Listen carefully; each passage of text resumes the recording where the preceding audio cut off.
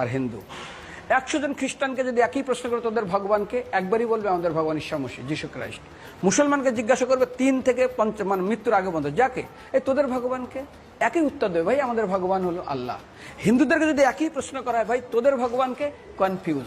100% Hindu 100% confuse, জানে না ভগবানকে।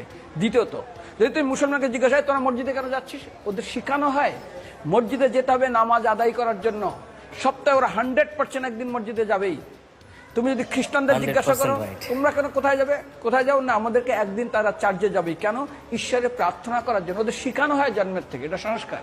আর হিন্দুদের যদি জিজ্ঞাসা করে তোমরা মন্দিরে কেন যাচ্ছ, হ্যাঁ আমার ছেলের বিয়ে হচ্ছে না, আমার মেয়ের বাচ্চা হচ্ছে না, আমার বাবা হসপিটালে আছে, কালকের আমার মামলার ডেট আছে, আমার ব্যবসা খুব খারাপ, আমার শরীর খুব খারাপ।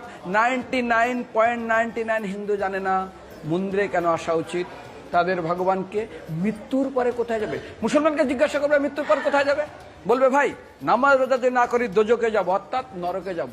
যদি হিন্দুদেরকে জিজ্ঞাসা, ওদেরকে বলবে আর যদি করো নামাজ রোজা করি তাহলে বেহেশতে স্বর্গে যাব। যদি খ্রিস্টানদেরকে জিজ্ঞাসা করো, এই তোমরা যদি আমরা ঈশ্বর আরাধনা করি হেল অর্থাৎ নরকে যাব।